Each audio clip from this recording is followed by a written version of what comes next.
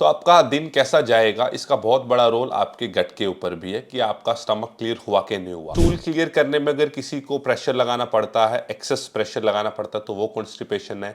अगर आप चाहते हैं 1 या 2 दिन में क्विक सॉल्यूशन, तो आप 2 चीजों का यूज कर सकते हैं। हेलो नमस्कार, this is modern Ayurveda and स्वागत है एक नई वीडियो में। 20 से 30% लोग ऐसे हैं हिंदुस्तान के अंदर जो डेली बेसिस पर सीवियर कॉन्स्टिपेशन से परेशान है। तो आज की वीडियो में हम इसी बारे में बात करेंगे कि कॉन्स्टिपेशन एक्चुअली में है क्या, आप कब ये डिफाइन कर सकते हैं कि आपको कॉन्स्टिपेशन हो गई है, उसके पीछे के सबसे बड़े रीजंस क्या हैं और क्या कॉन्स्टिपेशन इतनी ज़्यादा खतरनाक है कि आपको उसकी परवाह सच में करनी चाहिए। और वीडियो के एंड में बात करेंगे क्या उनके बड़े रीजंस हैं और कैसे आप उससे हमेशा के लिए छुटकारा पा सकते हैं। So let's dive in the video and start.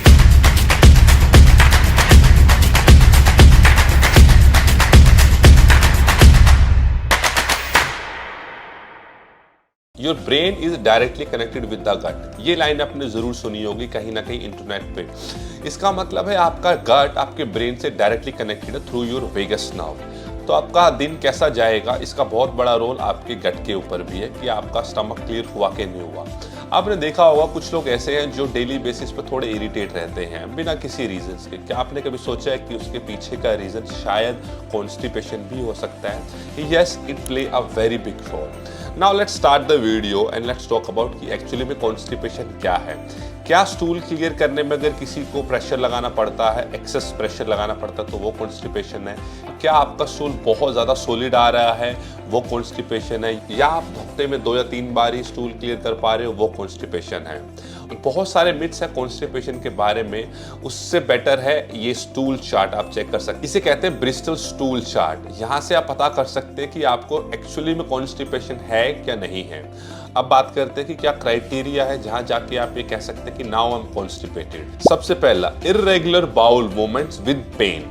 Second, stool become very hard. Third, discomfort and pain and bloating. ये सारी चीजें होती हैं आपके कोलोन में, as known as your large intestine. तो अगर आपको ये 3-4 चीजें हैं और आपका स्टूल ब्रिस्टल स्टूल चार्ट से मैच कर रहा है, तो आप मान के चलिएगा कि आपको कॉन्स्टिपेशन हो गई है। एंड यूजुअली तो कॉन्स्टिपेशन हर कोई अपनी लाइफ में कभी ना कभी ज़रूर फेस करता है। हर किसी को होती है, किसी खाने की वजह से, कुछ गलत पीने की वजह से, स्लीपिंग पैटर्न की वजह से, ट्रैवल की वजह से, या अगर पेट खराब है उस वजह से भी हो सकती है। बट प्रॉब्लम तब आती है जब आपको ये डेली बेसिस पर और सालों साल चलती है। Now let's talk about what are the main reasons of constipation. Let me tell you one thing, fibre का कोई डायरेक्ट रिलेशन नहीं है कॉन्स्टिपेशन के साथ। बहुत सारे इन्फ्लुएंसर्स को मैंने वीडियो बनाते हुए देखा है इंटरनेट के ऊपर, इंस्टाग्राम के ऊपर, यूट्यूब के अंदर, फेसबुक के अंदर, कि उनका मानना है कि फाइबर एक बहुत बड़ा रोल प्ले करता है इंसान के कॉन्स्टिपेशन के लिए। बट आई थिंक रिसर्चेस ने हमें काफ़ी क्लियरली बताया कि फाइबर का उतना बड़ा रोल नहीं है हमारी कॉन्स्टिपेशन के पीछे, क्योंकि फाइबर वैसे भी हम डाइजेस्ट नहीं कर सकते। फाइबर हम खाते हैं हमारे लार्ज इंटेस्टाइन के बग्स के लिए, अच्छे बैक्टीरिया के लिए। तो शायद फाइबर उतना बड़ा रोल प्ले नहीं करता है। नाउ लेट्स फाइंड आउट कि क्या सबसे बड़े रीजन है आपको कॉन्स्टिपेशन होने के। और उससे पहले आपको एक चीज जाननी बहुत जरूरी है, you are the perfect person who can diagnose. तो रीजंस तो कॉमन हो सकते हैं, बट मैं चाहता हूं आप सेल्फ डायग्नोज करें कि आपको कॉन्स्टिपेशन एक्चुअली में कब शुरू हुई, व्हाट वर द रीजंस, और क्या वो आपके साथ अभी भी हो रही हैं। तो पहले हम बात करते हैं सेल्फ डायग्नोज के बारे में, फिर हम बात करेंगे what are the common symptoms and what are the common reasons. सबसे पहला डायग्नोज, क्या आपको कॉन्स्टिपेशन कोई हैवी एंटीबायोटिक्स लेने के बाद से शुरू हुई है? दूसरा, क्या आपको कॉन्स्टिपेशन लंबे समय तक एंटी एसिड्स टैबलेट्स लेने की वजह से शुरू हुई है, फॉर एग्जांपल पेंटॉप? थर्ड, क्या आपको कॉन्स्टिपेशन बाहर का फ्रीक्वेंट खाना खाने की वजह से हुई है? फोर्थ, क्या आपको कॉन्स्टिपेशन जब से आपकी लाइफ के अंदर स्ट्रेस बढ़ा है तब से हुई है? बिकॉज स्ट्रेस हमारे शरीर के अंदर सिचुएशन क्रिएट कर देता है जिसे फाइट और फ्लाइट मैकेनिज्म कहा जाता है। तो अगर ऐसा होगा तो आपका शरीर डाइजेशन पे उतना ध्यान नहीं देगा और that can lead to constipation. या आपको कॉन्स्टिपेशन शुरू हुई है तब से आपने फैट खाना कम किया है। तो ये 5 चीजें थी जिनसे आप सेल्फ डायग्नोज कर सकते हैं कि आपको कॉन्स्टिपेशन एक्चुअली में शुरू कब हुई। Now let's talk about the common symptoms and उनके सॉल्यूशन के बारे में।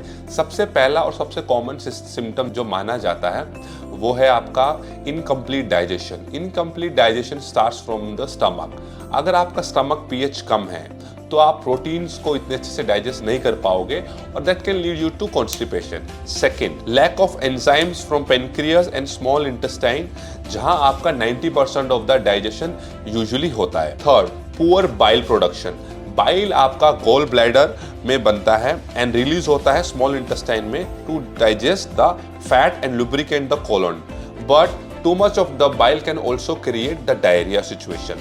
Fourth, large intestine, जहां हमारा मैक्सिमम फाइबर एब्जॉर्प्शन होता है और जहां मैक्सिमम पानी एब्जॉर्प्शन होता है। सो प्रॉब्लम इन चारों में से कहीं भी हो सकती है। Fifth, less intake of water, ignoring the urge and delaying, poor sitting posture and no exercise. But in चारों में से सबसे बड़ा जो मेन रीजन है वो है पुअर सिटिंग पोस्चर। बहुत सारे लोग हैं जो पोस्चर के बारे में कभी ध्यान नहीं देते हैं। इंडियन सीट्स पहले ज़्यादा अच्छी हुआ करती थी as compare western seats. Western seat के ऊपर प्रॉब्लम है जो हमारा एनोरेक्टल एंगल है, जहाँ हमारे कोलोन को एक्सपेंड करने की ज़रूरत होती है, वहाँ वेस्टर्न सीट पर वो उसको और दबा दिया जाता है, तो इससे हमारे स्टूल को क्लियर करने में और दिक्कत बढ़ जाती है, that can lead to constipation. तो ये थे कुछ 5-6 बहुत कॉमन सिम्टम जिनसे आप पता कर सकते हैं कि क्या आपको कॉन्स्टिपेशन इनकी वजह से हुई है। Now let's talk about the solution. सबसे पहला और सबसे बेसिक सॉल्यूशन है start using Indian style toilets. Yes, increase your anorectal angle, ताकि जो स्टूल एटलीस्ट जो पास होना चाहता है उसे पास होने के लिए हमारे कोलोन को स्पेस को बढ़ाया जाए। दूसरा, स्टार्ट ईटिंग हेल्दी फैट्स। आपके हेल्दी फैट्स बहुत बड़ा रिलेशन है आपके कोलोन के साथ, आपकी कोलोन की लाइनिंग के साथ, आपके गट बैक्टीरिया के साथ। Third, start exercising. एक्सरसाइज करने से आपके सिस्टम के अंदर ब्लड फ्लो बढ़ेगा। आपका ब्लड फ्लो बढ़ेगा तो आपका डाइजेशन बेटर होगा, that will help you to get rid of this constipation. Fourth, अगर आपका स्टमक pH कम हो गया है then you need to make sure कि आप अपने स्टमक एसिड को और एसिडिक बनाएं और जहां आप अपने प्रोटीन को अच्छे से डाइजेस्ट कर पाएं।